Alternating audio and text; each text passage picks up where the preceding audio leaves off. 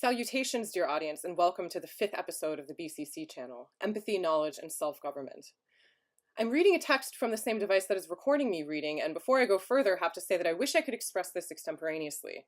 But to attempt to do this would be catastrophic, as it could result in this broadcast reaching an epic scale of time. I suppose catastrophic is a bit of an exaggeration. But nonetheless, it is out of respect for this experiential material that is time that I am now reading from a written text, and thus subjecting the words I utter to a prescribed plan rather than letting them dance out of my mind and mouth freely. What is this respect exactly, and why is it necessary? Does it rely on the idea of time being a scarce material, or is it something else? Is it more a matter of attention, as measured by time? A respect for the attention of your visual and auditory senses? Keep these questions in mind and what they are missing as we go forth in our journey, whose total running time is about 120 minutes. In today's often disembodied social space, where bonds in the private sphere face a perpetual desire for public recognition and publicity, reputation and being seen, the public discourse focuses on the fear of others, on new mythologies of invasion, presenting the quest for truth as a vain pursuit, and encouraging the impulse to protect oneself from a supposedly dangerous outside that could threaten one's way of life. Meanwhile, global politics are dominated by governments that turn toward control in domains of free speech, migration, and social and economic mechanisms that guide culture. In the workplace, the pressure to work more, thanks in part to being always connected, is fed by the small amount of meaningful jobs available and the anxiety of being replaceable. In such conditions, brain space for free thinking, for well-being, and for the search for meaning in our lives become exponentially more scarce as our platforms and spaces for expression appear to become, somewhat paradoxically, more plentiful.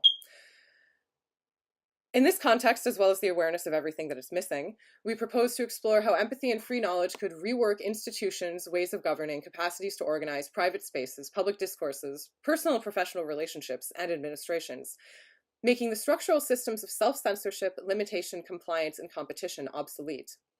We will look at how individual and group initiatives, authors, artists, and researchers have been looking for new and renewed ways of working, living, loving, thinking, nourishing, and being together in a complex and conflicted world.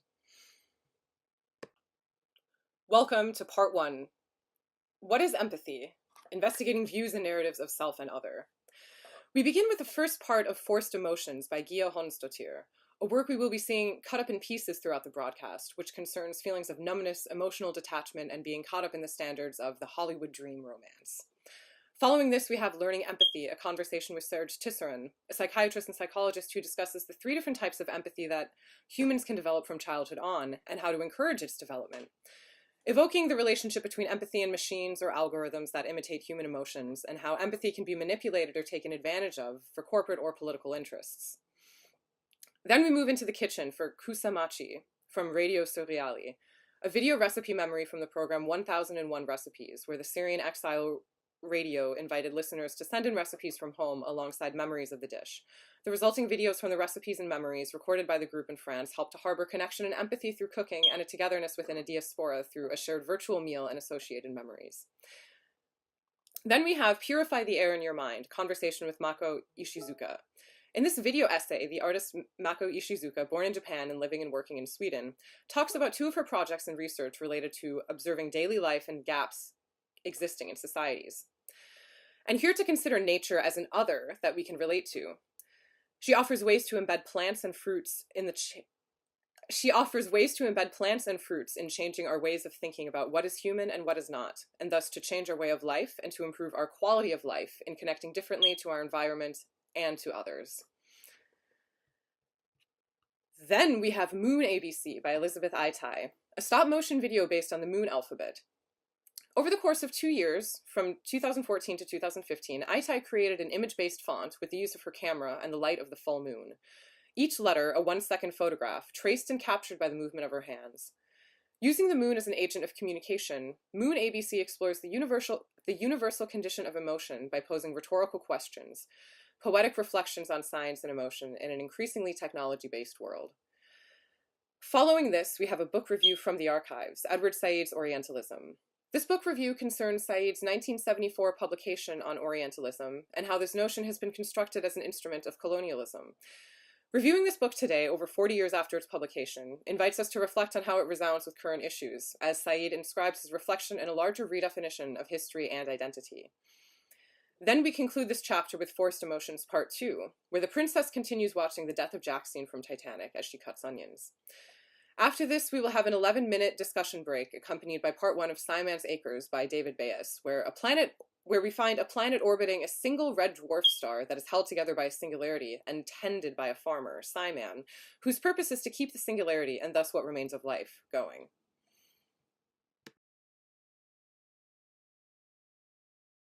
Well, keep checking them. Keep looking.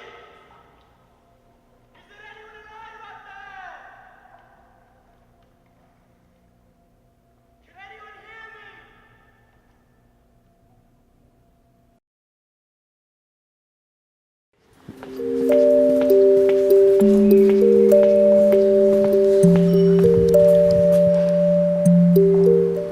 Alors, bonjour, merci de cette occasion d'échanger ensemble. Alors, je m'appelle Serge Tisseron, je suis de formation psychiatrique, docteur en psychologie, je suis chercheur associé à l'université Paris 7 Denis Diderot et membre de l'Académie des technologies. Donc, le mot d'empathie, aujourd'hui, on l'entend beaucoup et très souvent, on le comprend mal. On a l'impression que c'est la capacité de pouvoir se mettre à la place d'autrui. C'est beaucoup plus compliqué que ça. En fait, il y a plusieurs composantes dans l'empathie. Alors la première composante, ce qu'on appelle la composante émotionnelle, elle apparaît aux alentours de 1 an chez l'enfant, c'est la capacité d'identifier la signification des mimiques d'autrui, comprendre ses émotions. Je vois que tu es content, je vois que tu es triste, je vois que tu es en colère. La deuxième composante de l'empathie, elle apparaît quand l'enfant va à peu près 4 ans et demi, c'est ce qu'on appelle la théorie de l'esprit, c'est la capacité de l'enfant de comprendre que l'autre peut éprouver les mêmes émotions que moi pour d'autres raisons. Et c'est la possibilité de comprendre que chacun a une représentation du monde différente en fonction de ses expériences. Donc c'est un âge très important chez l'enfant parce qu'avant 4 ans et demi, l'enfant raisonne en termes de gentil et méchant.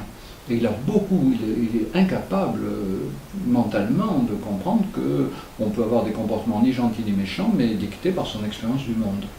Et puis la troisième composante de l'empathie, elle se développe entre 8 ans et 12 ans, enfin tout au long de la vie, mais spécifiquement, elle commence entre 8 ans et 12 ans, et c'est la capacité de se mettre émotionnellement à la place de l'autre.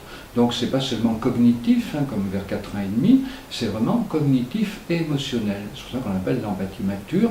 C'est la capacité de pouvoir se dire, par exemple, je vois que tu es content, empathie émotionnelle, je comprends pourquoi tu es content, même si moi ce qui t'arrive ne me rendrait pas content, empathie cognitive, et c'est aussi la possibilité de se dire, mais si j'étais à ta place, si j'aimais tellement ce qui t'arrive, je serais aussi content que toi.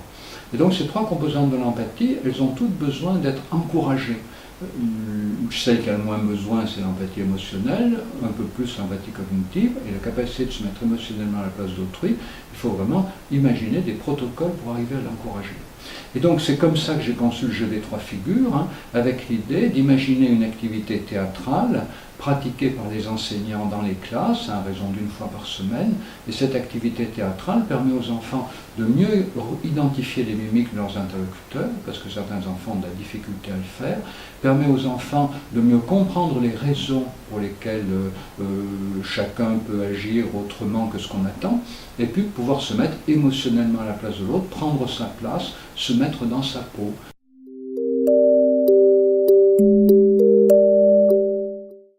Le développement des travaux sur l'empathie a montré que les gens acceptent beaucoup mieux de faire quelque chose lorsqu'ils ont l'impression d'avoir été compris.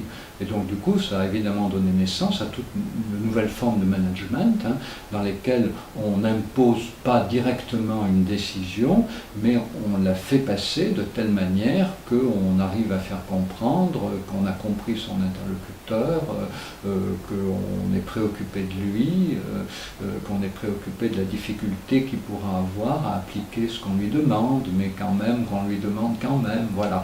Et donc du coup, il y a une nouvelle forme de management extrêmement vicieuses qui amènent à faire passer des décisions très compliquées, très pénibles pour ceux qui doivent les appliquer, mais les faire passer de la manière la mieux aménagée possible. Mais parallèlement à ça, il faut voir aussi que le développement technologique, le développement du deep learning, permet aujourd'hui à des machines d'avoir une connaissance fine des émotions que les gens peuvent éprouver, surtout en utilisant des données de Facebook, voilà. Des logiciels finalement qui peuvent créer artificiellement le sentiment pour l'usager qu'il aurait affaire à un humain qu'il comprendrait, alors qu'en fait c'est un robot qui gère des millions de données. Et donc ça c'est un énorme danger évidemment, parce que vous voyez que la capacité d'empathie de l'humain est limitée, voilà.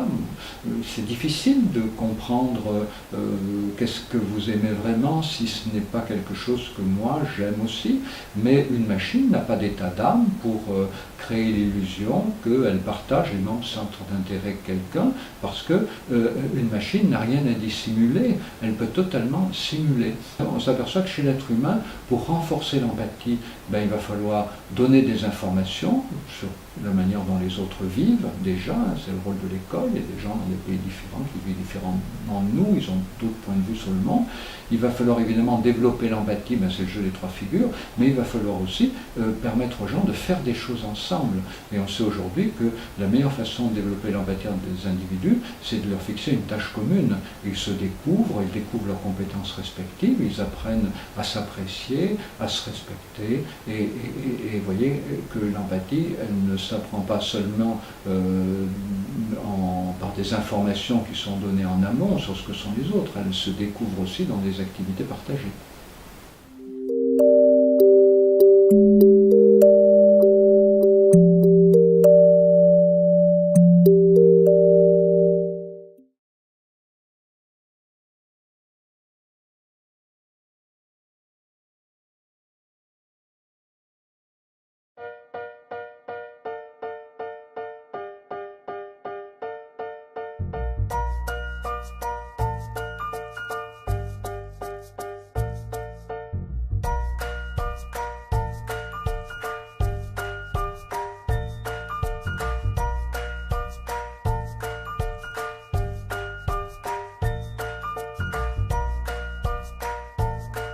Kusamachi remind me of my parents' house in Syria and our last family reunion with my sisters, their children and the extended family.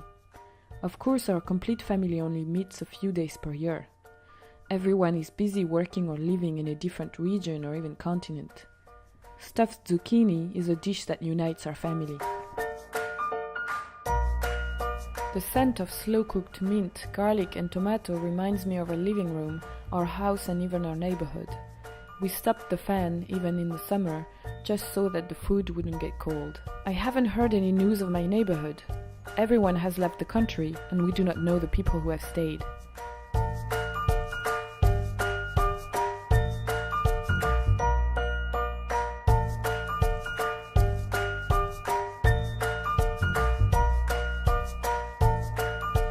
Many Syrians have changed their way of cooking. Now that I live abroad, I choose the simplest way when I cook. I only make easier versions of the traditional recipes that I know, using good products. Syrians living inside the land have more difficulties to access food than others. Causes for hardship are the siege of certain regions and cities, the high price and unavailability of raw materials, the low amount of agricultural production.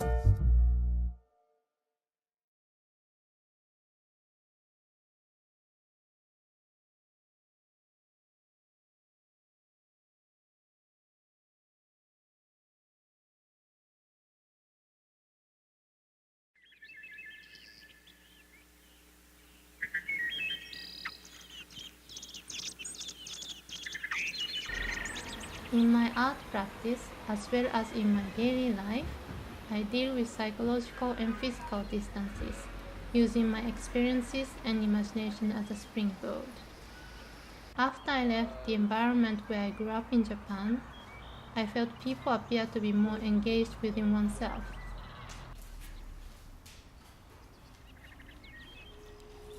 Microscope in Society is a series of social projects in which I look at the society with the eyes of a stranger and also of an inhabitant.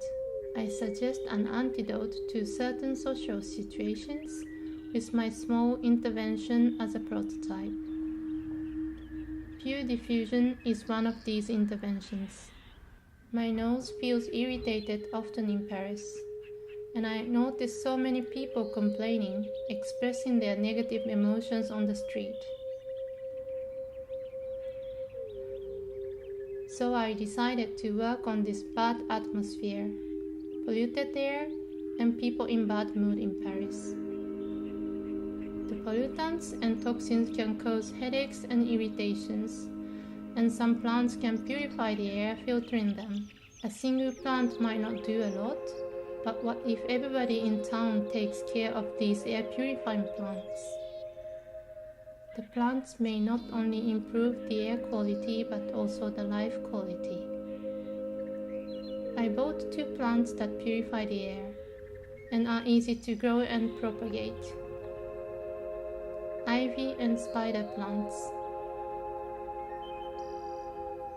I had joy taking care of them. I cut vines and tubers and placed them in water, and over 8 months, 2 mother plants produced more than 80 baby plants. I presented the project with the plants at the window gallery in the residential area of Paris.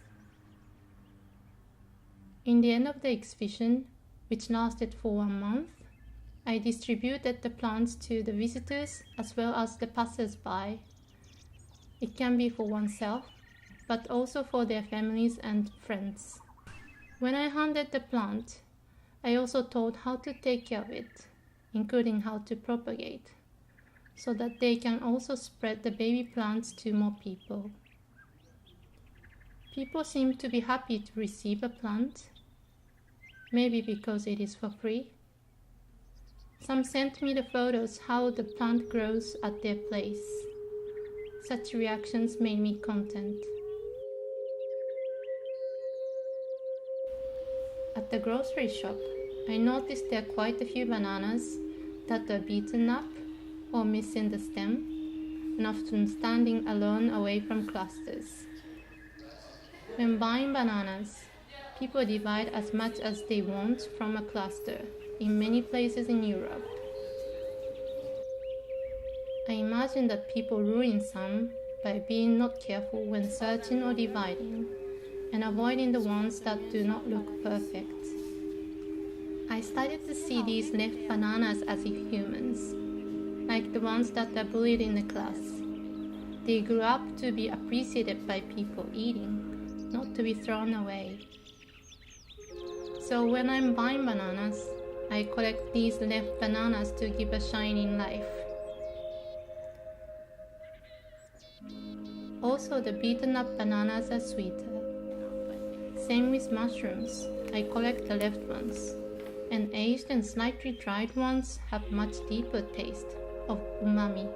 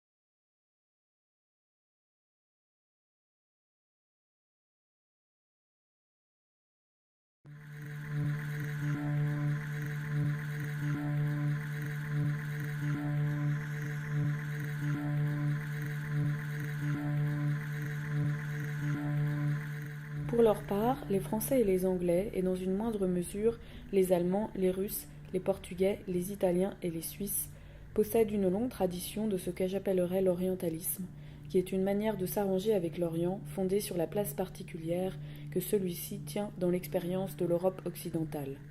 L'Orient n'est pas seulement le voisin immédiat de l'Europe, il est aussi la région où l'Europe a créé les plus vastes, les plus riches et les plus anciennes de ses colonies, la source de ses civilisations et de ses langues. Il est son rival culturel, et il lui fournit l'une des images de l'autre qui s'imprime le plus profondément en lui. Écrit en 1978, cet ouvrage se révèle d'une actualité brûlante dans le contexte du monde post-11 septembre, de la France après les attentats, de la montée continue des nationalismes en Europe et aux États-Unis dans l'Amérique du gouvernement de Donald Trump. On peut dire que la déconstruction politique et culturelle de la polarité Orient-Occident qu'on trouve dans ce livre nous invite à repenser nos représentations et la relation entre les connaissances scientifiques et la politique. Édouard Saïd examine comment la représentation de l'autre est construite, mais aussi comment l'Occident a élaboré sa propre identité par opposition à un Orient fantasmé. Il nous parle alors du contexte historique de l'extension des empires et du colonialisme. Il montre que l'orientalisme serait une justification idéologique de l'impérialisme économique, culturel et politique. Well, my interest in Orientalism began for two reasons. One was an immediate thing, that is to say, the Arab-Israeli War of 1973, which had been preceded by a lot of images and discussions in the media and the popular press. And the second one, which has a much longer history in my own life, was the constant sort of disparity I felt between what my experience of being an Arab was and the representations of that one saw in art. I mean, I'm talking about very great artists, you know, like Delacroix and Ingres and Jérôme and people like that, novelists who wrote about the Orient, you know, like Disraeli or Flaubert. And, you know, the fact that those representations of the Orient had very little to do with what I knew about my own background in life. Le cinéma et la télévision associent l'arabe soit à la débauche, soit à une malhonnêteté sanguinaire. Il apparaît sous la forme d'un dégénéré hypersexué, assez intelligent, il est vrai, pour tramer des intrigues tortueuses, mais essentiellement sadique, traître, bas. Les bandes d'actualité et les photographies de presse montrent toujours les Arabes en grand nombre. Rien d'individuel, pas de caractéristiques personnelles. La plupart des images représentent la rage et la misère de la masse ou des gestes irrationnels, donc désespérément excentriques. Derrière toutes ces images se cache la menace du djihad. Conséquence, la crainte que les musulmans ou les Arabes ne s'emparent du monde. Well, Gramsci, in the prison notebooks, says something that has always tremendously appealed to me, that history deposits in us our own history, our family's history, our nation's history, our tradition's history, which has left in us an infinity of traces, all kinds of marks, you know, through heredity, through collective experience, through individual experience, through family experience, through relations between one individual and another. A whole book, if you like, a series of an infinity of traces, but there's no inventory. There's no orderly guide to it. You know? So Gramsci says, therefore, the task at the outset is to try to compile an inventory. In other words, to try and make sense of it. And this seems to me at any rate, to be the most interesting sort of human task. It's the task of interpretation. It's the task of giving history some shape and sense for a particular reason, not just that, you know, to show that my history is better than yours, or my history is worse than yours. I'm a victim and you're somebody who's oppressed people and so on. But rather, to understand my history in terms of other people's history. In other words, to try to understand, to move beyond, to generalize one's own individual experience to the experience of others. And I think the great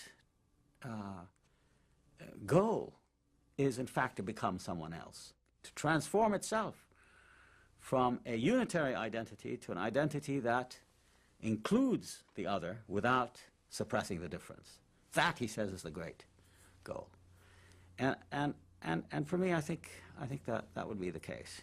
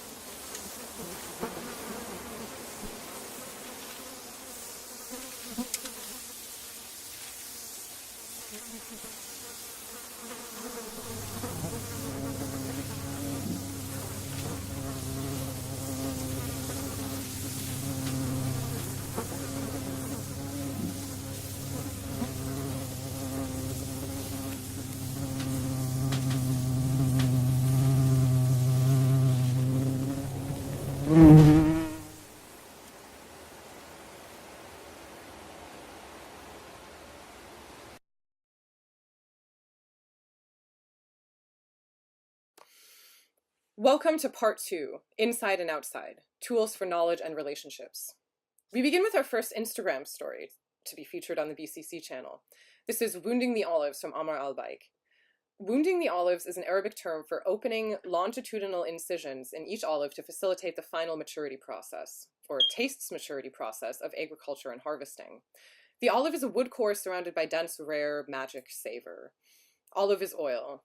Olive, which, to vegetarians like El-Baik, adds philosophical significance to the importance of olives throughout human history. Following this, we have instrument controller interface inside the artist studio with Letitia Sonami. Here, Letitia Sonami discusses and plays her new instrument, the Spring Spire, while discussing the concepts of instruments, controllers, and interfaces within the fields of electronic music and human existence. Then we move on to Forced Emotions Part 3, where the princess continues her tear-jerking, onion-cutting quest. Then we have The Switch by Ariat Abu Kura. In this work, also originating on Instagram, we are reminded of how, in the time of massive destructions inputs in the outer worlds, we should find our own switch and maintain it. The state of mind which protects us, our inner world. This is the switch. Then we move on to My Neocortex and Computer Computer, two more works from Elizabeth Aitai. Both Computer Computer and My Neocortex are a continuation of Aitai's Moon ABC. The videos are stop motion videos created digitally and collaged with recordings of the moon, in addition to the moon alphabet that is used as a font. They are intentionally silent. The questions, displayed in a childlike manner, cannot be answered easily, if at all. The phrases used in these three videos derive from notes that Aitai made while reading about and contemplating technology and the Western world's reliance on it, alongside the reported decline in empathy among young adults that has been recorded and commented on by writers like Sherry Turkle. Is this a natural development of humans in the pre-robotic age? Or is it a symptom of an oversaturated yet changing mind? Then we have Listen, Conversation in the Age of Digital Reproducibility. How do we play the game of conversation in the contemporary moment, a time when conversation is less a direct exchange between people and more a speech broadcast on platforms to a semi-anonymous mass whose reception and access is filtered by algorithms that show mostly what they want to hear and see, where ideas, images, and words can be reproduced and distributed at unprecedented scales regardless of their reliability? How does this impact the exchange of ideas and discourse about and through contemporary art, and how does this filter bubble interact with the world outside of the institution of contemporary art? The big conversation space intervenes in today's game of conversation through exchanges with museum visitors at La Panacée and Montpellier, based on a deck of playing cards with questions made on the occasion of the Talk Show Festival, curated by Nicolas Bourriaud in summer 2018.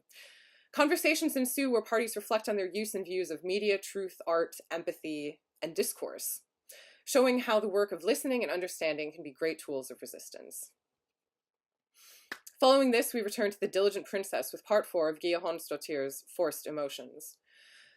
Then we turn to our second discussion break, carried along by the second half of Simon's Acres by David Bayes, where Simon's commitment to his farm and the singularity is put to the test, and we are reminded of how state management systems affect and shape our lives, asking us to ponder the survival mechanisms we need moving forward, and questioning how far our traditions, religious or technological, may stretch as we become more advanced.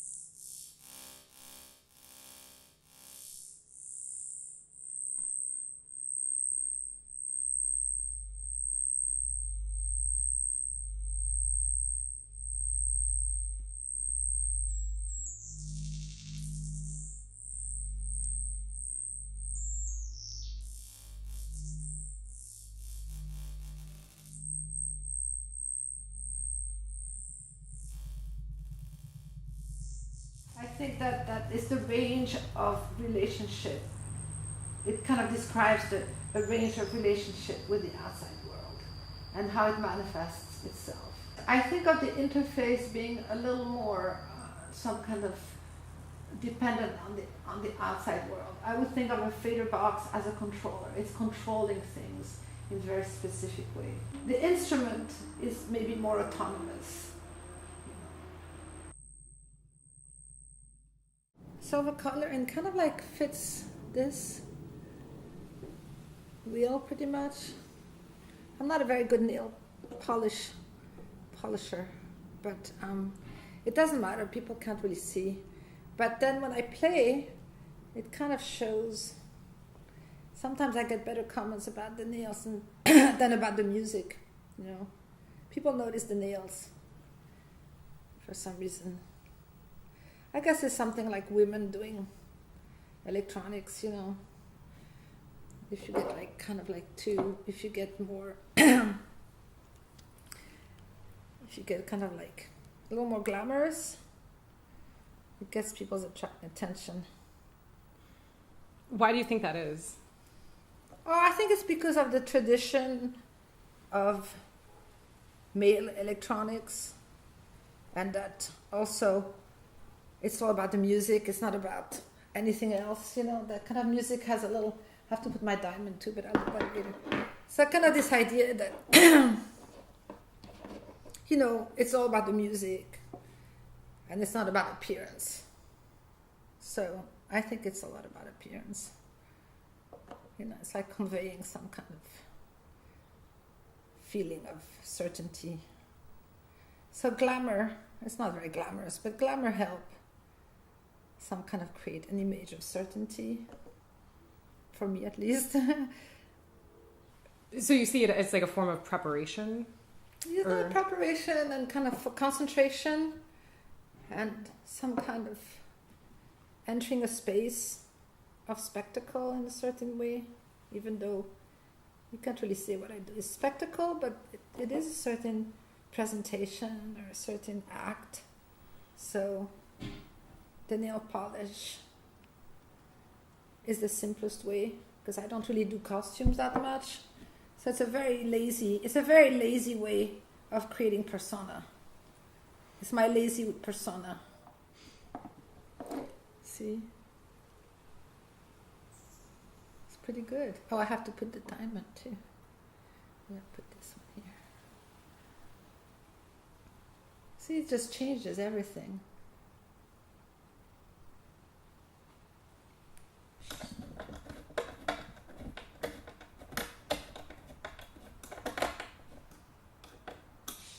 What are the things you're connecting right now?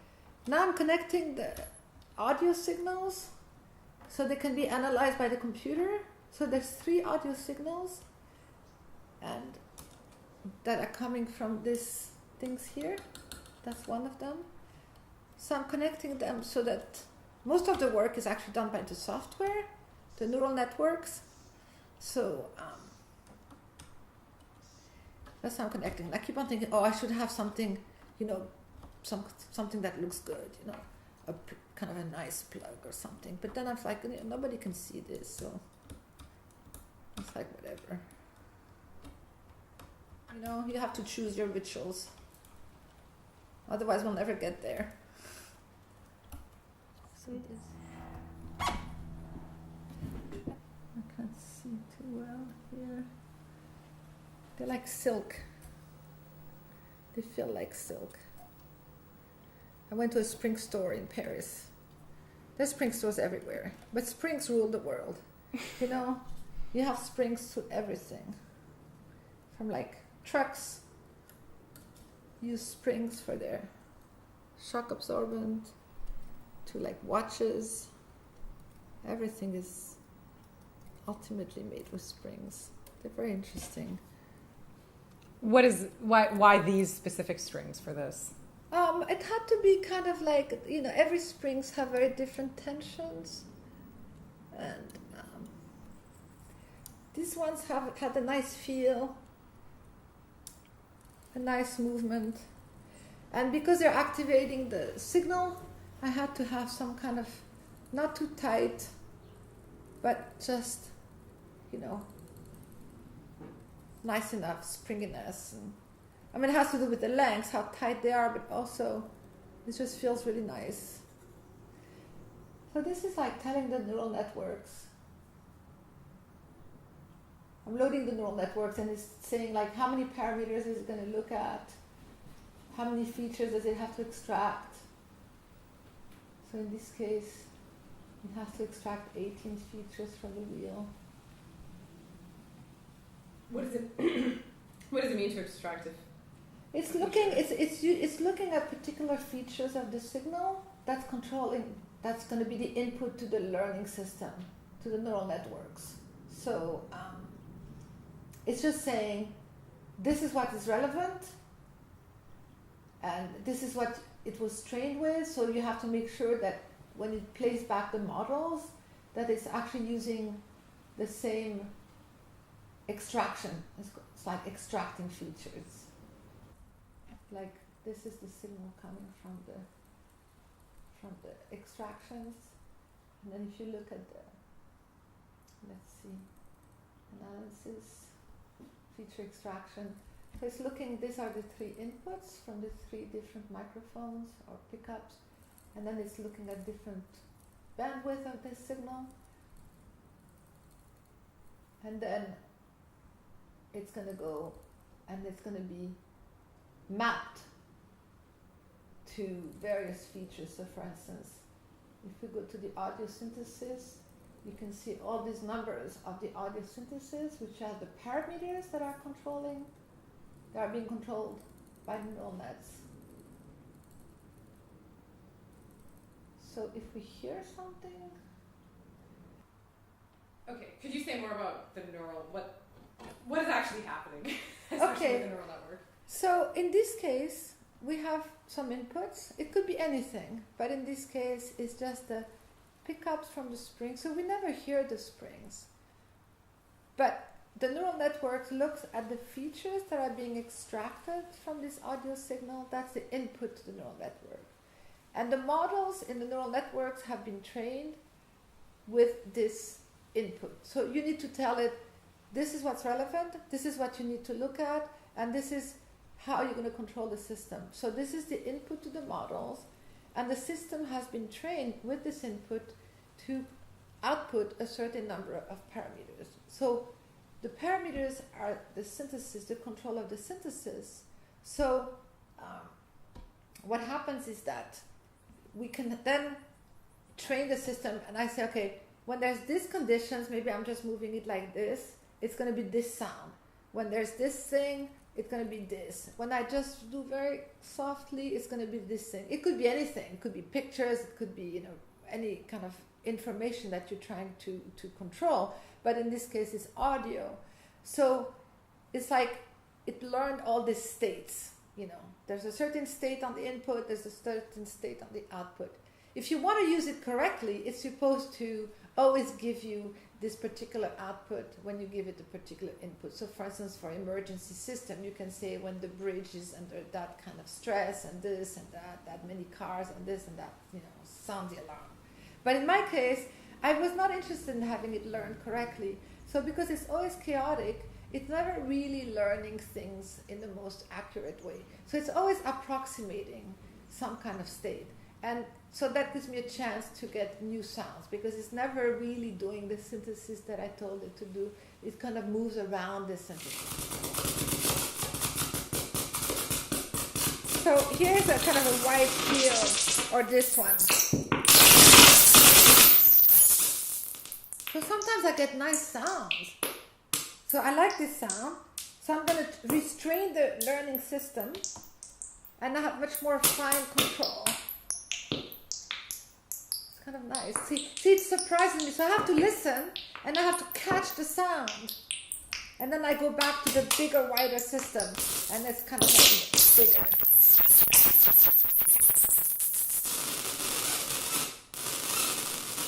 I like this sound too.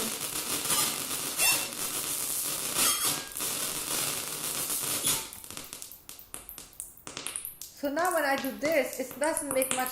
It doesn't really do much. But if I open back the system, it's going to give me So I have a variety of sounds, but if I have a very narrow training system, like here, it's just doing that sound. That's the frozen, it's not really being modified. But then if I go, it's changing a bit. It's very narrow.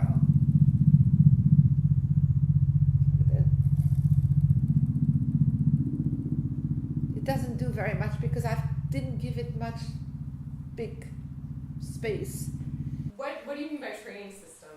The training system is like, again, in the neural network, you have to train the input to, you have to train models. You have to train the system so that it looks at certain inputs for a certain type of result, you know. So if you do, I don't know how it works in surveillance, but you can say, I'm going to train you so that you always recognize that this person is probably a criminal, you know. So you give it criteria. I mean, I'm exaggerating, but it's kind of like you have to make, with the artificial intelligence systems, with the software, you have to get it to, you have to tell it kind of like a child, when this happens, this is what you do, okay? So when these kind of people come in, you know, this is what you're going to do. Sound the alarm, whatever, you know. So it's very interesting. I haven't really looked into it too much because that's not my field and that's not what I'm too interested, but I have to be aware of it, that you know, that it actually has, it's based on a value system, you know, definitely.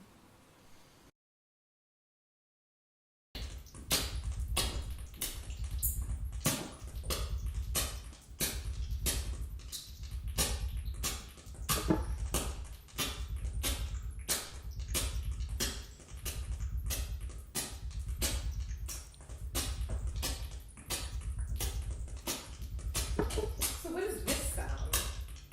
Like it's just a like. So this sound is like a, it's one of those, it's like the synthesizers, but it's like fixed in a state because it's not being modified by the neural nets.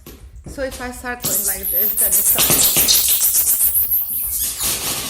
and it'll start moving back to its natural state. Okay. So it's kind of like a river's constant stream until something. Like until a fish jumps up. Yeah. Okay. Something like that. Yeah. So that's like its neutral point, and then it goes. Oops. I have to do this again.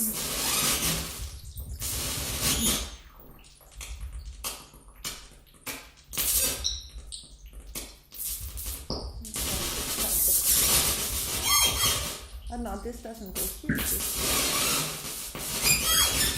So another dormant state might be this. So nothing happens. You know, it's just its normal thing, and then it has a very slow space to move. Mm-hmm. Some of them have really large spaces to move through, but this one is very. That's all it does. So they each are kind of like characters, I guess. They're like characters that have certain skills. Mm-hmm. And habits. And habits, yeah, exactly. That's a good term, yeah, habits.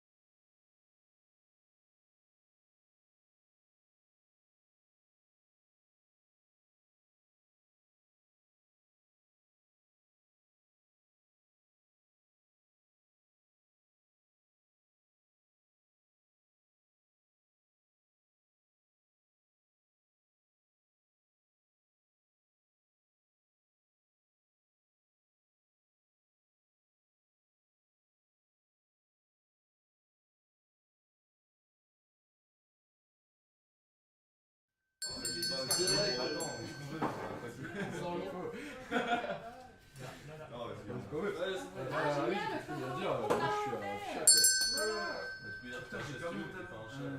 je suis pas un gastéropode, toi t'es tout ça, c'est ça. Le regard. C'est quoi le gastéropode? C'est une différence de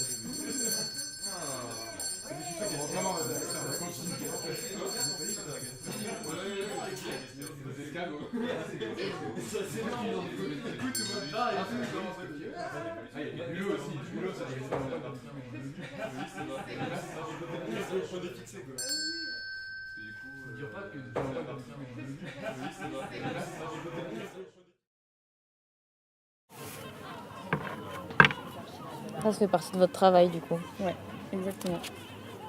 C'est vous qui avez créé les cartes? Oui. Et en fait, on a réfléchi à des cartes spécialement pour ce festival, en fait, Talk Show Festival.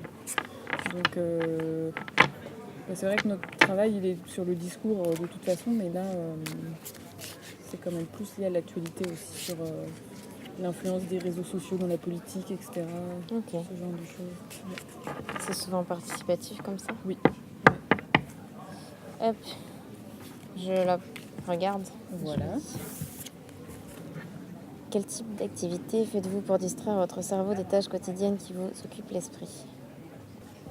Quel est le rôle des réseaux sociaux après une rupture sentimentale? Waouh. J'en sais rien. Ça sent l'expérience ou pas? Je crois pas. J'ai pas l'impression de... Je l'aime pas, je vais changer. Celle-ci, voilà.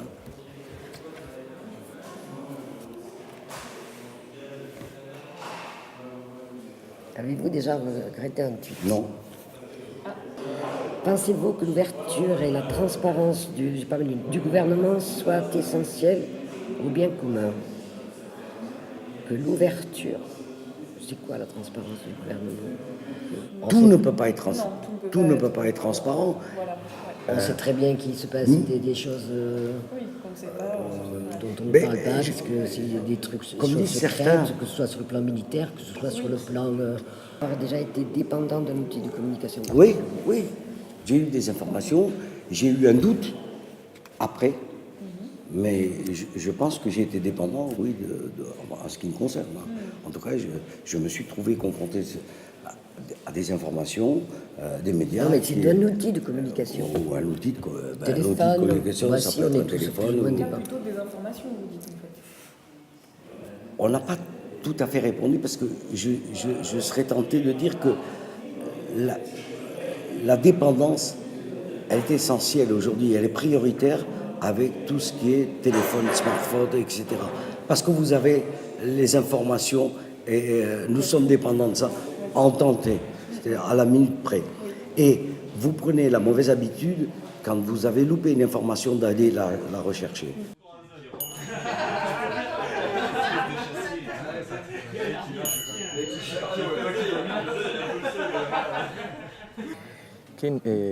Connaissons-nous des autres à travers le prisme des médias? En fait, c'est plutôt ce que il veut nous montrer. Il veut nous montrer, en fait, c'est une sorte d'apparence forcée et aussi le désir d'être quelqu'un. Donc, il y a beaucoup de choses, pas seulement l'apparence, mais aussi on peut retrouver les caractères. Les caractères, l'envie de partager quelque chose plutôt qu'autre chose. Là, tu penses plutôt aux médias sociaux, en fait. Oui. Ouais. Selon moi, il y a des choses qui sortent plus honnêtement dans les réseaux sociaux tels que Facebook, en fait. Peut-être que devant un écran, tout seul, la personne peut s'exprimer mieux, réfléchir un peu plus, ou avoir le courage de partager quelque chose de sa propre sensibilité, D'accord, plutôt que le faire en face. en face. Et c'est aussi quelque chose pour augmenter pour l'estime de soi-même, en soi-même, Ouais. en fait. Oui, puisqu'il y a les mèmes, etc. Ouais. Les commentaires. Et en fait, je pense que maintenant, on est dans une période où l'homme, surtout, selon moi, la femme, mais l'homme, il s'ouvre un peu plus vers soi-même, vers sa propre sensibilité. Et des fois, c'est grâce aux médias sociaux, parce qu'en fait, tu peux aussi trouver trouver aussi des rapports avec des autres personnes. Je suis pas l'unique personne, la seule personne qui pense ça. Oui, te connecter aux autres, trouver des gens qui sont comme toi. C'est aussi une sorte de communauté. Ouais. Une sorte de communauté, mais en même temps, c'est une façon de faire la communication, de la conversation, quelque chose de un peu superficiel, un peu pas trop engagé quoi. Mais c'était pas non plus. On n'avait pas forcément d'heure à laquelle on devait l'utiliser, mais aussi c'est un peu pas. Enfin, on avait d'autres choses à faire, on l'utilisait pas forcément. On regardait quand même un peu des cassettes. Nous on enregistrait, on regardait le lendemain ce qui passait tard, mais il n'y a jamais eu vraiment de. Enfin, parfois les gens ont l'impression que les enfants vont avoir envie d'être collés à la télévision. Alors, le matin, on regardait les dessins animés quand même. Puis il y avait toujours les pubs le matin. Quand je regarde les dessins animés, je me dis il y avait quand même beaucoup de pubs avant Noël et tout. On se faisait quand même bien attaquer par les pubs, céréales et tout. Et puis finalement, on l'utilisait pas non plus tant que ça. Mais par contre, j'avais du mal à concevoir qu'il y ait des gens qui n'avaient pas la télé chez eux. Moi, quand j'avais des amis qui me disaient j'ai pas la télé chez eux, je disais ah ouais, t'as pas la télé. Surtout que c'était quand ton enfance à peu près. Moi, je suis né en 97. 97. Oui, c'est un choix idéologique, tandis que moi, c'était un fait de société. Ouais, c'est ça, exactement. Les années 2000. Tandis que là, c'est vraiment un choix idéologique. Oui, c'est par défaut presque. Ouais. Oui, si on n'a pas la télé aujourd'hui. Mais moi, je trouve que ça a encore changé maintenant parce qu'en fait, on regarde tellement sur l'ordinateur. Non, aujourd'hui, j'ai plus la télé. Il n'y a pas besoin d'avoir une télé. Ouais, c'est ça. Le plus, c'était bien. Oui. J'ai plus la télé. Ah, j'ai plus la télé. Ben oui, parce que effectivement, c'est sur un téléphone portable. Ouais, non, je l'ai plus. On regarde les programmes. Mais je vais regarder des programmes de la télé sur l'ordinateur. Voilà, ouais. Donc on regarde quand même la télé. Donc je la regarde quand même, mais sans la télé. Ouais. Oui, mais sans le côté où tout le monde regarde la même chose en même temps. Parce que c'était ça quand même le principe de la télé. Ouais. Il y avait 3 chaînes. Enfin, au début, il y avait une chaîne. Bon, ça c'était quand même encore avant. Après, il y avait 3 chaînes. Je suis quand même pas vieille à ce point-là. Et... Mais je pense qu'on nous imposait vraiment la télé. La télé était imposée un peu. Enfin, on allumait la télé et on regardait ce qu'on nous donnait à voir. Alors que maintenant... Parce que les trucs sur YouTube, c'est... Non, enfin, pas sur YouTube, les fils, etc. Ah ouais, non, ça aussi, ouais. Ça a remplacé en quelque sorte. Oui, ça a remplacé. Ça impose au quotidien. Non, c'est vrai, ça impose aussi, ouais. En tout cas, je pense que maintenant, il y a cette idée que le spectateur, il choisit. Mais effectivement, c'est un peu une fausse idée. C'est pas si simple que ça. Parce qu'effectivement, sur Internet, en fait, on choisit pas tellement. La question du choix, c'est valable quel que soit l'outil. Et je pense aussi que c'est une façon pour dire... on s'est rendu compte qu'on est vraiment beaucoup dans le monde. Et peut-être que des fois, on s'est rendu compte qu'on ne compte pas. On ne compte pas trop dans le monde. Et donc, c'est la façon pour dire moi j'existe. Je suis là, j'ai des amis, il est tout enregistré. Et oui, c'est vrai. Je fais partie de la vie. Ouais.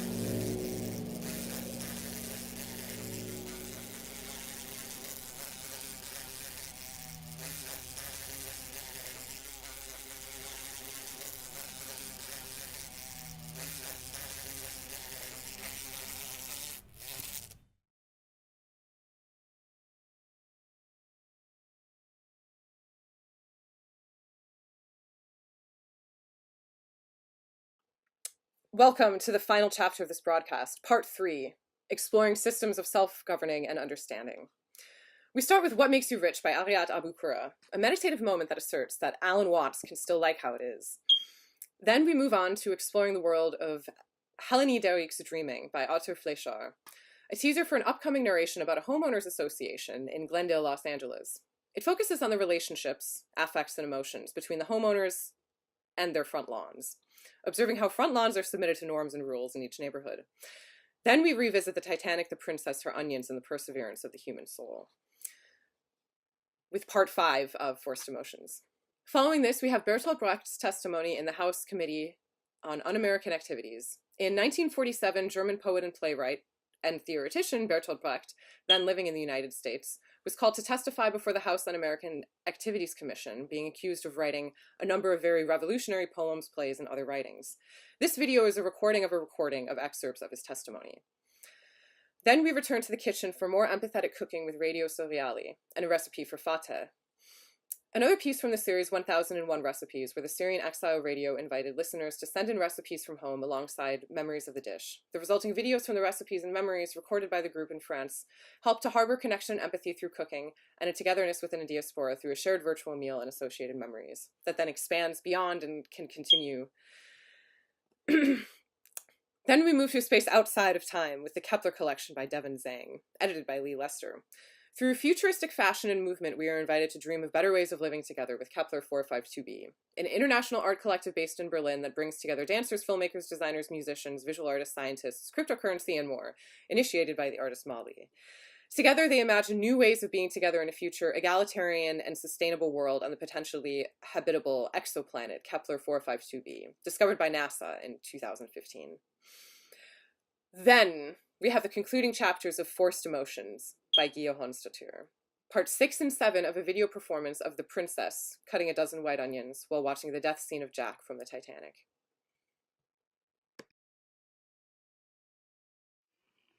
What makes you itch? What sort of a situation would you like? Let's suppose, I do this often in vocational guidance of students. They come to me and say, well, we're getting out of college and we haven't the faintest idea what we want to do. So I always ask the question, what would you like to do if money were no object? How would you really enjoy spending your life?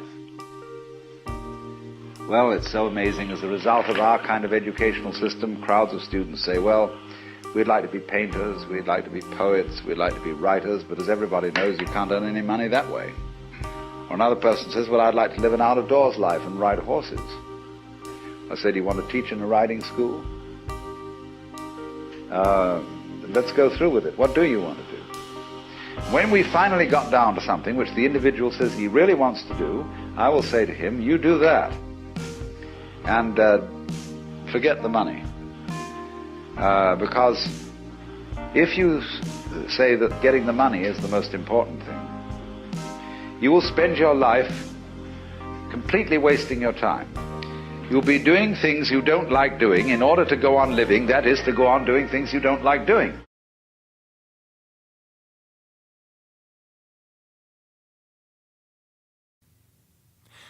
Are there not two greens? The verse that plays with the words and the one that plays with our senses? The verse that awakens our thoughts and the one whose touch appeases our sorrows? Are there not two perspectives which converge into a vanishing point, itself oriented towards the earth? The lawn is like the poet. Its plot is its island.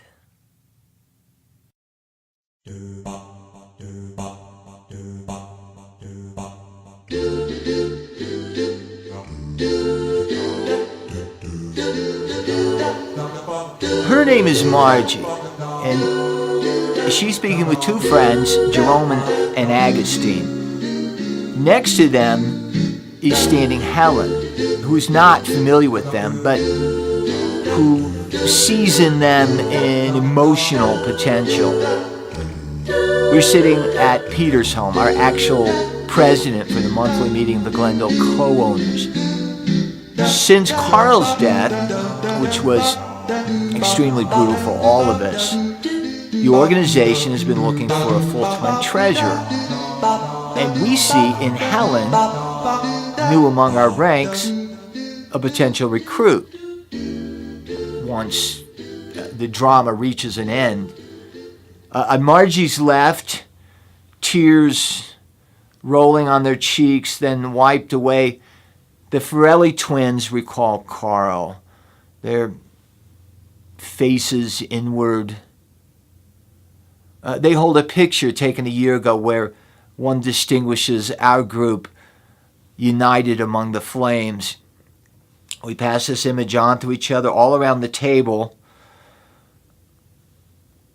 Memories mix up in a final impetus, then Peter puts it back on the table. His sigh is touching and decides to declare the General Assembly open.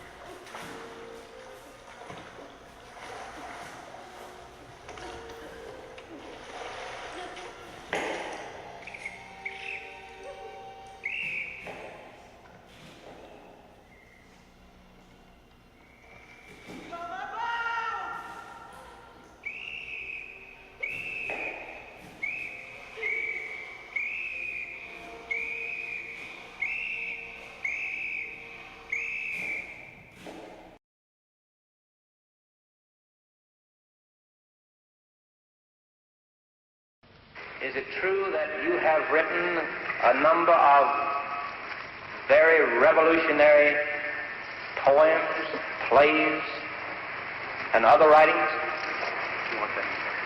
I have written a number of poems and songs and plays in the fight against Hitler, and of course they can be considered therefore as revolutionary, because I, of course, was for the overthrow of that government. I would like to ask Mr. Burke whether or not he wrote a poem, a song rather, entitled Forward, We've Not Forgotten. Forward, we've what? Forward, we've not forgotten. Our strength in the fights we have won. No matter what may threaten, forward, not forgotten. How strong we are as one. Only these our hands now aching built the roads, the walls, the towers. Did you write that, Mr. Burke? No, I wrote a German poem, but that is very different, you see, from this thing. Are you now, have you ever been a member of the Communist Party of any country? Mr. Chairman, I have heard my colleagues, and they considered this question not as proper, but I am a guest in this country and do not want to enter in any legal arguments, so I will answer your question fully as well I can. I was not a member or am not a member of any Communist Party. Your answer is that you have never been a member of the Communist Party? That is correct. You were not a member of the Communist Party for Germany? No, I was not.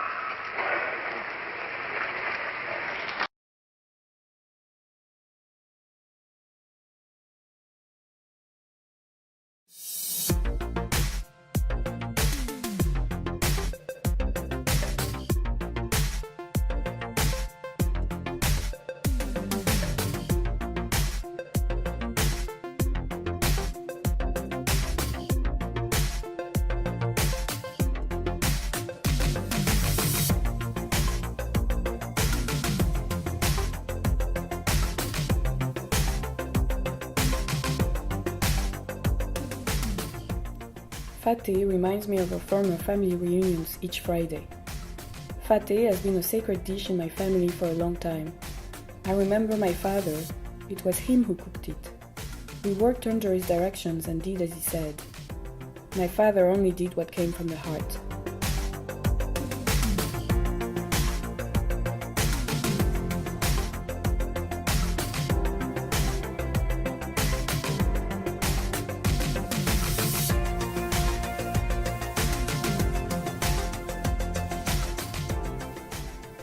Now, my father has been abducted by ISIS like many other people. Since we left Raqqa, we have no news of our home. Since 2013, we have sometimes made fateh, but it doesn't taste the same since my father has disappeared. Since that day our family hasn't gathered. Our house in Raqqa was where we would meet. It is now occupied by ISIS. Those 5 years have been like a long dream. We have understood we, as human beings, have the right to live. We have learned that in our host countries so far from home, each person has rights.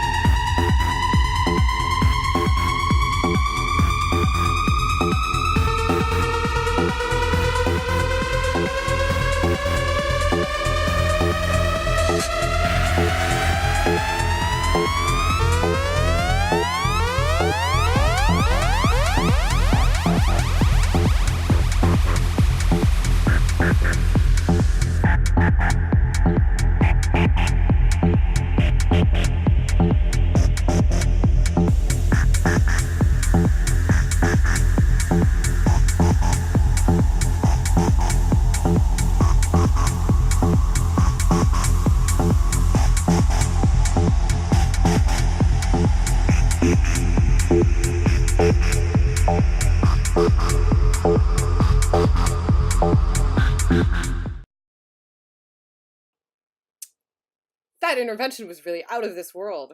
And that concludes our broadcast of Empathy, Knowledge, and Self-Government.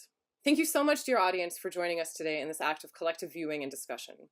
We hope these moving image works have left you in a state of some contemplation and connection, and that the walls you may or may not perceive between your inner and outer worlds are a bit more fluid now than when we began.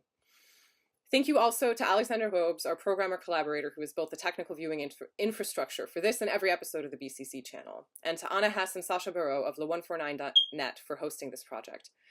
And many deep thanks to Clémence de Montgolfier for producing most of the TBCS works that you saw today, and to Clémence's parents for bringing her into this world. And many thanks again to all our contributors for sharing their work in this episode, for inspiring the creation of archival works based on your work, and to our subjects for welcoming us and our questions into your physical and mental workspaces. So thank you to Amar Albaik, Bertolt Brecht, Elizabeth Aitai, Edward Said, Ariad Abukura, Arthur Fléchard, Guillaume Honsdottir, Mako Ishizuka, Letitia Sanami, Radio Soriali, especially Caroline Ayoub, Serge Tisserand, the visitors of Le Panacé Moko Contemporary Art Center, and Kepler 452b, especially Lee Lester and Molly for their edits that we saw. And let us now close with a reading from the Tao Te Ching, found on dailytao.org on the 13th of November, 2018. The Tao does not take sides. It gives birth to both good and evil. The Master doesn't take sides. She welcomes both saints and sinners. The Tao is like a bellows. It is empty yet infinitely capable. The more you use it, the more it produces. The more you talk of it, the less you understand. Hold on to the center.